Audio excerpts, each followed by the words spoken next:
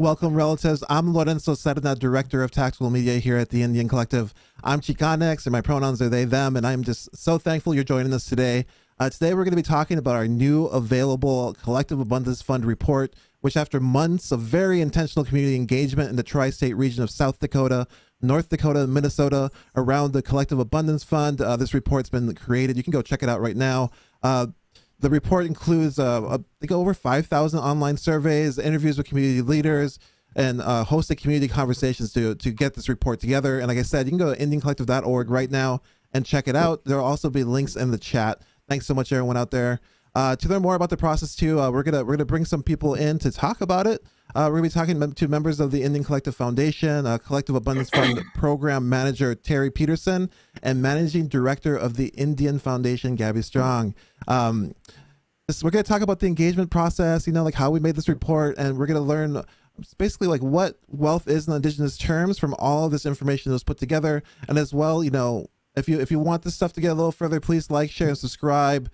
And let's just get this conversation going and learn more about the Collective Abundance Fund, learn more about this report that, again, is available right now at IndianCollective.org. And let's bring Gaby in and Terry in and learn together. Hello. Yeah, I think, how's it going? Yeah. I think I'm going to have Gaby, if you want to introduce yourself first, and then we'll get to you, Terry. So Gaby, if you want to introduce yourself. Yes, good morning, relatives. Good to be here. Gaby Strong, Siston-Wapton, Dakota, also Midwakaton, Dakota, zooming in from our Minnesota homelands, and been with NDN Collective since February of 2020, managing director of our grant-making arm. Great, thank you so much, Gaby. And then Terry, if you want to introduce yourself real quick. Sure. Hachanawashte. Good morning, relatives. I am the program manager for the Collective Abundance Fund and have been with NDN Collective since the beginning of this year to really help lead and manage this effort. And I'm super excited to be here today to share all that we learned from being out in community. Right on. I'm really excited to be here too, because I was able to sort of sneak peek at all these conversations, all this work you all have been doing to put this report together. So I remember we talked about it way back. I remember sitting in the room listening to you all talk about it in January, like what's going on? Because very new ground to me. So this report is called the Community Voices on Collective Abundance Fund. Can you tell me like what those voices in the report are and how you engaged with them, like in conversation with, from my understanding, over 5,000 people? Right. Yeah, so some people will remember like way back earlier in the year that we started, this community engagement process to really hear and learn from our relatives about how this Collective Abundance Fund should really be developed. And so we went out to engage with people and hear from them, hear their voices about several areas that we'll get into, but just want to share too, like we are so grateful to all the people that participated. Yes, we had like over 5,000 voices that are really represented in this report, which I think is really phenomenal. So we partnered with our Kaufman and Associates, who are an Indigenous-led team, to help us with this community engagement, to really try to reach a lot of people and then to help make sense of that information. So we started this process in late April, beginning of May, and went out into community through July. And so it was really intense. I also want to just put a little shout out to some of our folks that helped us, in addition to our team at NDN Collective, but Sharon Pazizi from Upper Sioux and Gavin Zempel from Lower Sioux, who helped us with being out in community and setting up space there. I want to just also thank all of our partners that we were out in Lower Sioux and Siston. We were up at MHA at the Four Bears Powell. We were in Rapid City at Native Pop. We were up in White Earth. So yeah, I just want to thank all of everybody in our regional advisory committee that really helped us make connections with everyone. So we had a couple different strategies. Some of you will remember we had this great online survey that was really popular, and that garnered over 5,000 responses. And yeah, so I don't know if you want to show that, Zoe, that some of those graphics that represent that. But we also met with leaders one-on-one for deep community conversation, those folks that really know the community and can give us some great insight. We also held some community events, community discussions, and yeah, so a lot of people hooked us up across the state to have a number of those, and you'll see some of those numbers. We had 117 people participate in those. Thank you so much. Yeah, and then we were out and doing these community events and, getting the word out, visiting with folks, doing the survey. We had a really great time. So I just want to say really overall, like, we achieved what we really set out to do, and that was to engage a number of people, but also making sure that we had good representation across lots of demographics. Like, we had every Native nation in the tri-state area represented. In addition, other Indigenous people living in other states are from other states, but living in the tri-state area. And we also had all kinds of, just different walks of life across education and housing, income levels, gender. Yeah, we just hit the mark and just feel really good about all who was represented in this collective voices. Right on, yeah, and I was lucky enough to be at some of those events. So I was able to film some of it. There's some footage coming later on, and I was able to kind of witness the work that was going into. Which, again, like me, I've never seen that. I just like see these things appear, like grant program. Like, what does it mean? Like, how do they come together? So it was really an honor to kind of watch it all coming together. Wouldn't get to where it is now, And like this is just part of it. Like, this is like the report, and now you're gonna do stuff with that information. Which is really exciting. And so, what is this? Is this, I guess, like, as in witnessing all of these different conversations, and I watched you all at different powwows and, like, tabling and getting people to sign stuff, giving out some stuff. Is this usually how programs like this are made? Like, is this a typical way that collective, like a fund like this, would be created by engaging with the community this way? Yeah, I can hop in here and say that this effort is really unprecedented, and this was a real brave, bold move on Bush as a mainstream philanthropic institution, the Bush Foundation. We responded to that, but it took quite a bit of time for us to really consider and give thought to how we might approach this, because we wanted to be sure that the intent here was to truly honor self-determination of our people. We wanted to ensure that what would happen as a result of this would really support that. NDN Collective, the original intent of NDN has been to build Indigenous power. That is, our mission. Really honoring the vision of our people and the priorities of our people, not aligning necessarily with other priorities that are supplanted or implanted from the outside. And so sometimes, that's the dynamic, that we often have to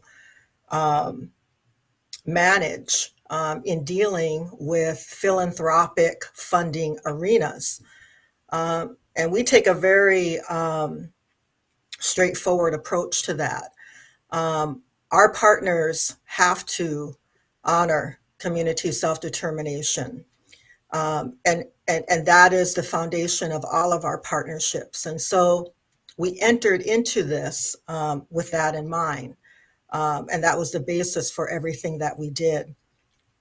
And through that, we wanted to be able to hear the voices of the people, of what wealth meant to them, what their aspirations were, not their needs, although that is shared, and we have a ton of information of what our people's needs are. Most of what we know is about what our people's needs are, but we wanted to hear more about dreams and aspirations related to this. And we were able to do that. And our people, as you'll see in the report, really did share what wealth meant to them on Indigenous terms, not purely capitalist economic frameworks. And so this effort really was able to support all of that. And the year-long planning process allowed us to engage with community and really be able to share with the funding partner the realities of voice, of aspiration, of dream, and priorities from the people themselves. And that's what we're building this program on. What I would say also is that NDN has never identified itself as an intermediary organization because we want to be able to truly honor the self-determination and community priorities, community-led priorities and solutions, community-led efforts, community-driven efforts, and be able to support efforts that are often not high profile, that are not often receiving the attention or the resources from the funding arena. These are very grassroots efforts. These are very community-based efforts. And that has been our priority from our inception and our origin as well. Yeah, for sure. I mean, right on. Like, I have the report. I printed it. I was it's not in focus. It's on. You know, like I said, you can go. You know the website, NDNcollective.org. You can download it right now. The PDF is right there. I was actually reading that to my partner last night. I was like, oh, check this out. Like, check out like this definition made from 5,000 responses. You know, like I mean, I was really kind of interesting. I guess like as a follow up question, like what were the questions that were asked to make this report? And you know, like Gaby, you're saying that they're defining wealth. I don't know if you can tell us like how they defined wealth or the wealth gap. I'm not sure, but yeah, how was it put together? What were the questions asked, and what did people say? Yeah, I think, one of the questions is, is there a difference between how our own Indigenous people view wealth and how non-Native people view wealth? And overwhelmingly, our people said, yes, definitely, we view wealth differently. And wealth is not measured in purely economic or monetary terms, although that is it's a tool, it's a necessary tool, and we recognize that. But wealth to us also is defined by our relationships, our care of relationships, our connection to land, our connection to our community, and being able to have a safe place to sleep, to live, a stable home. Those are the kinds of things that overwhelmingly came back in that feedback from the questions. We also wanted to know, yes, what were the barriers to achieving that? And then also in their wildest dreams, what could they see for themselves in achieving that? And we heard a lot about that. And so those are the priorities that will be shared in the report. What were those key takeaways from that? What did our people prioritize for themselves? And then I'm going to bring this quote up. Terry, you're talking about this was something that's in the report. It's like Indigenous wealth. Yeah. Yeah. I think one of the unique things about the process that we had was that it really came from like, what do the people say as the solution?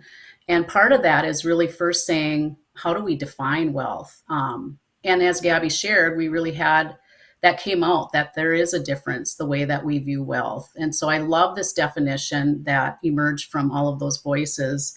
Indigenous wealth is a quality of life and mindset that encircles family and community well-being and the care of relationships. And we know that we're relational people and beyond just relationship to each other as relatives, but also to community, to land, to environment, all of that is part of that. We recognize that as Indigenous people. And then, of course, that spirit of generosity, that reciprocity, and that generous spirit of giving and sharing all that we have with each other. And we also really, too, recognize that money is a tool to support basic needs, but we don't want it to be so concentrated where we have to, have a couple of jobs and then not be able to participate culturally and socially with our relatives. So that definition is really important on the forefront of this information because it's how the whole program will be developed. If we developed it based on a Western, the typical Western definition of wealth, we would not be fulfilling the needs and the solutions that our relatives described for us. So yes, this definition is leading. It's the foundation to the Collective Abundance Fund as we continue to develop that. And so that was formal, and that's how we'll also evaluate and assess. Like, did we is this work supporting that? And of course, as Gaby shared too, we're not we did want to hear what some of those wealth gaps are, and of course, a lot of it was not surprising at all. We know that we have housing and education and healthcare gaps that we are recognizing. But what also came out was that what are the basic determinants of that? And what really came out is that our people said our colonial, our capitalist systems, our racist policies are really undergirding all of that really create trauma and those gaps. So we really we want to, of course, support this financially and with other resources, but we recognize that more has to be done around the environment and all the systems and structures that uphold that. And so what you're seeing on the screen here is we also asked then about those aspirations and those goals. What wealth building activities would support individuals with having an abundant life and develop wealth with their family? So we had a lot of areas that were described, and we basically have these categorized into these 4 areas. Safety and security is really about meeting those basic needs of having a home and healthcare and education and those things that Gaby just shared. But also, piece that came out around, having access to capital to support business development, credit building activities, and financial planning. Those also came out as important areas. And then, of course, again, this ties back to our definition of wealth, is that part of that is being in community, culturally and socially. And so supporting our cultural practices and traditions is part of our wellness, a part of who we are as Indigenous people. And so it's not surprising that also came out as a top area. So I would just encourage people to go in and read more about those type of activities. We are planning on supporting those. Yep. And then the other thing I want to, just before we move on, but I also want to share that one of the other questions we asked about really were, should we have program requirements for the Collective Abundance Fund? Yeah. And people overall said, yes, we should have those. And some of the things that they mentioned were to have accountability, to have a plan, for us to do some, follow up and to ensure that people are doing what they say they're going to do with their wealth building plan and activities. Let's see, what were some of the other areas? For us to really think about our programming to have financial learning support for individuals. That was also one of the recommendations that came out as we developed the Collective Abundance Fund. I appreciated the report. Like I said, I read through it, and there was so many little nuggets. Like, even you're talking about safety and security. When I first saw that, I was like, oh, here we go. Like, we're gonna need more police, I guess. And then it was defined as just having resources to be able to eat. That's what provides safety and security, is being resource enough to have a home and have food and secure. Security is food, and I don't know. I just thought that was nice. I appreciated it, and it's true. That people need resources to be able to feel safe and secure. And then there was the other thing. That was the other thing I really liked in here too. There was just so much sort of takes that just felt really, that spirit of giving, the spirit of sharing. Yes. the other thing I really liked that was in here too was there's like this acknowledgement that to be a good community member and be a good relative, to be able to like participate in your cultural activities, you can't have 2, 3, 4 jobs. You know, like the idea that actually is like having to have multiple jobs stands in the way of you being a good relative, because you can't then participate in like your community. You can't participate in your like neighborhood because he's got to be working all the time to make it, you know. And so I appreciated that in here too. I was like, oh dang, like good point.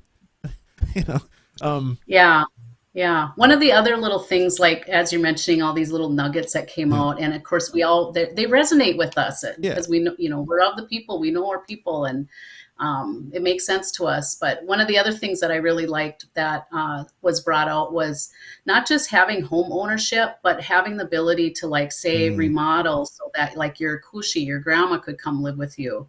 And that is in the spirit of how we are in relationship to each other. So I thought that was beautiful. Yeah, there's a lot of really great stuff in here. 14 pages for all of you out there. Like, how long is it? This is 14 pages on IndianCollective.org. You can download it. There should be links in the chat on Twitter, Facebook, YouTube, Instagram. It's all out there. You know, Indian Collective. I'll hit the little follow thing here. Boom. Follow Indian Collective. Okay. And so we have this information now. What's your plan with it? I guess you've gathered over 5,000 responses. This is the first piece, I take it? Or I'm not sure what piece. There's been a lot of pieces to get to here, but... We're really hard at work already. I'll just say the original report was over 60 pages, Lorenzo, but we wanted to make this really digestible for everyone to really read. And so, but we took that information really to just like, okay, again, that wealth definition is so paramount to how we develop this program.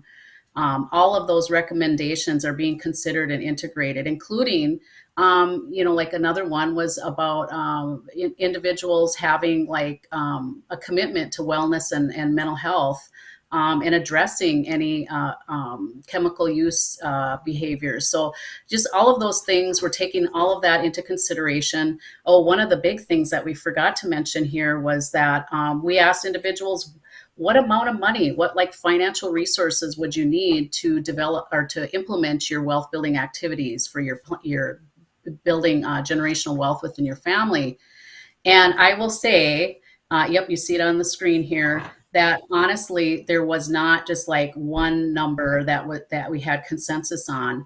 And it really became a range because people really understood that individual families know what their goals and aspirations and needs are more than anyone else. And so there was a wide range of recognition that you know, families need different amounts to fulfill their wealth building plans. And so this ended up being kind of the average, 25,000 to 75,000. So that too is really being taken seriously and under consideration as we develop this program. Which, by the way, I'm excited to share that next month we hope to actually share a little bit more about what that program will look like moving into 2023. All right, cool. I'm excited about it. Just so you know, in case anybody's wondering, I'm excited. And I had this, I think, one more question again. We just wanted folks to know a little bit more about this process. It's been ongoing. Some of you have been reaching out, wondering what's going on with the Collective Abundance Fund. We mentioned it before, but there's been a bunch of work going on. People have been out engaged in the community, organizing events or going to organize events like powwows, tabling, collecting surveys, having one-on-one conversations. Like this has all been going on for the past year, and now we're sort of want to report this to you, let you know where we're at, and you know, just let you know what's coming. I guess, you know, you'll be more information in December, it looks like. What my last, I guess.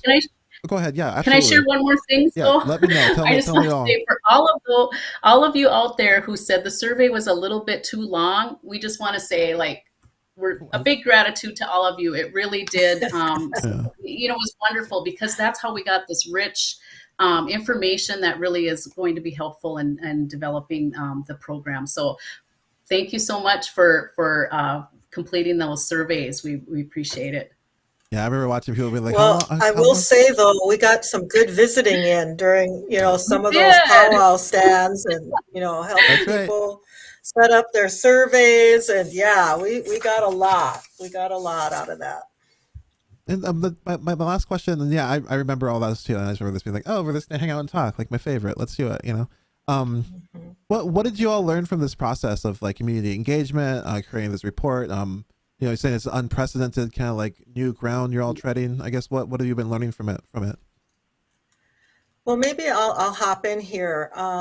Terry's just done an amazing job, leading this effort. And, I was able to be out there during some of this, at some of the powwows, helping with the tabling and, the surveys themselves, doing all that visiting, which was really good. And I remember, again, these nuggets, that we heard and that people shared with us was, it really made them think that oftentimes surveys are needs based, feedback is needs based, and this was more aspiration based. And if anything, this program will be aspiration based, not needs based. So I just want to, really pull that out that, that really came through. But I think it also is really telling because the needs based system is what we're used to dealing with in terms of funding, in terms of economics, proving what our needs are, as opposed to what our strengths are, what our creativity might be, what our aspirations, our brilliance might be, and our people have that. We're here because of our brilliance and our strength and our resilience and our innovation. All of those things is why we're still here today. And so that came through loud and clear in this effort. But I want to share more about the context that we're working in because, this is, to address the racial wealth gap. This is, the language that is used. And this is not going to solve the racial wealth gap. This might address it in one small way. We might offer up a model for doing that, but there's a larger context to this. And that is the entire economic system that is often anti-Indian, anti-Black. That's what we're working in. Those are the waters we're swimming in. We've heard these through numerous conversations with other partners. That's the context that we're working in. So there's continued movement building. There's continued, systemic advocacy that needs to happen to shift, disrupt, change, dismantle systems that are not working for us. I have to, give a shout out to the CDFIs and native CDFIs, all of those efforts, that have been ongoing, around these issues, our tribal leaders, all of this will take movement work, continued movement work to shift these systems that don't work for us and oftentimes work against us. So this is one small part of that. And the Bush Foundation, took a bold move in doing this because, this is part of a community trust fund. And if we look at, the entire philanthropic sector across the US, there's like $1.3 trillion in endowments, in their endowments. And probably a fraction of that over the last couple of years has had anything to do with any kind of racial equity, racial justice. Most of what philanthropic dollars do address charity. That's the foundation, excuse the pun, of their work. And again, that's needs-based. And if we're going to solve a racial wealth gap, we need to resource our people. We need to resource the people, invest in people, because these systems have been based on and built off of our lands, our assets, our bodies. And that's the pillar, those are the pillars of what this country has been built on. And so this again is one small move in that direction. And we're honored to be part of like one of these first efforts towards that, and getting out of that charity mindset and working towards what is truly racial equity, racial justice. And rematriating wealth, rematriating the wealth that has been built off of Indigenous peoples' assets, which are our lands, our bodies. That is at the core of all of this. That was a lot. Yeah. I was like, oh my gosh. That was a lot. I'm just like trying to like go through it. So yeah, so I mean, trying to address the racial wealth gap is a huge, this is like a drop in the bucket, from all that, like what's needed. This is just like a step and a try, and that we're, Right. thankful that people are supporting that, just acknowledging that this is a huge issue. And this is just sort of like a foray into trying to do something about it. But there's gonna be a lot more work that's needed from what I'm understanding. Yeah, and we really need to call on people to not only on the financial spectrum of things, as Gaby shared, but also, again, this was shared by our people, all of the policy, the racist policies we know about, the wage gap across, BIPOC and women, all those things need to be addressed as well. All those policies, all those systems and structures that are really geared toward maintaining status quo, those need to be addressed as well. Right. Yeah. The credit scores, redlining, all of that, impacts our people in a negative way. The lack of capital in our communities, the lack of any kind of real financial banking institutions, which is why the work of the Native community development financial institutions are so important. Yeah, for sure. One thing I wanted to just mention too, was just like, again, just gratitude. One of the times I remember we were up at MHA at the Forebears powwow, and some folks stopped by and like literally just took the time, like, what are you doing? And asked about this whole process. And so we took the time just to have that conversation. And they were just so blown away that we were doing all these measures and steps to really to gain truly what is a self-determined process for developing the Collective Abundance Fund.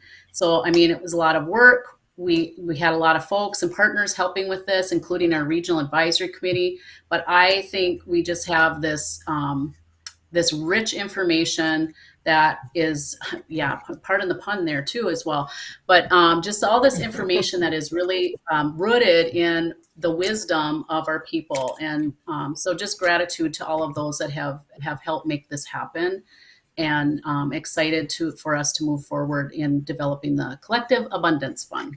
Yeah.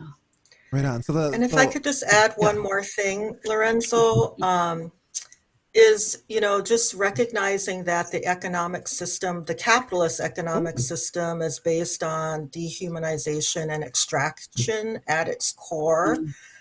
And, we're working on the opposite end of that spectrum when we're trying to, support Indigenous economies, solidarity economies, supporting wealth building that is not based on extraction or dehumanization. And those are the waters we want to swim in.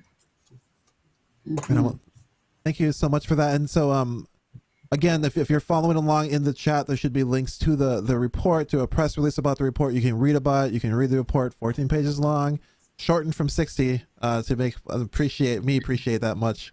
I thank you so much. I think what were the follow-up dates that you're thinking? So for more information, that people are following along and wondering when the sort of next update will be.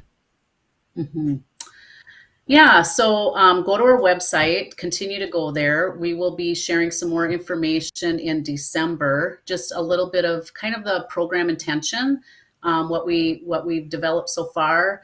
We know that we'll probably December, January be starting to work towards staffing up. So look for those job announcements as well. But yeah, we're gearing up, and we're moving forward with strong foundation on this information. Any last words? Or? So, well, in May, we're around springtime, we hope to actually, open the portal for grant applications. And, this time next year, hopefully making our first grants. Right on. Yes. So keep on the lookout for that. Follow us, for updates, and when those grant portals open up, when this next information comes out, it'll be available on our Twitter and Instagram, Facebook, TikTok. Geez, it's just YouTube. The list just goes on and on. But thank you so much for joining us. I'm gonna go ahead and close out the show now. Thanks to everybody out there, and then we'll be right back. If you wait for me 1 minute, I'll get right back to you. Let's say goodbye to everybody. All right. Pidamaya. Pidamaya. Thanks, everybody. All right, everyone. Thank you so much for joining us. Thanks for listening. Check out the links to the Collective Abundance Fund report. They're now available. It's now available at the NDNcollective.org. We hope that you all learn more about our community engagement process, the report itself, that's helping inform the Collective Abundance Program, and also the economic situation that we work within. We're trying to take into account all of these realities. And also I wanted to say, after you check out the report, keep following Indian Collective. Right now we have a team who's in Egypt for COP27, the United Nations climate talks. They're there making sure the indigenous voices are being heard and are at the table. And you can keep following us at all our social media. You can also go to Twitter right now and check out a Twitter space where people are talking about the climate talks and what's going on. Just happened like 30 minutes ago, I think, maybe 40 minutes ago. Go check that out. Learn more, learn about what we're doing. And also remember that next week we're going to be live in Washington, D.C. for the Indian Child Welfare Act's oral arguments. We'll be on the steps of the Supreme Court to bring you more information about that. And so again, thank you so much for following us. Thanks for learning more about the Collective Abundance Fund, the upcoming program. And just as always, really thankful that you're here. And we'll see you on the next one.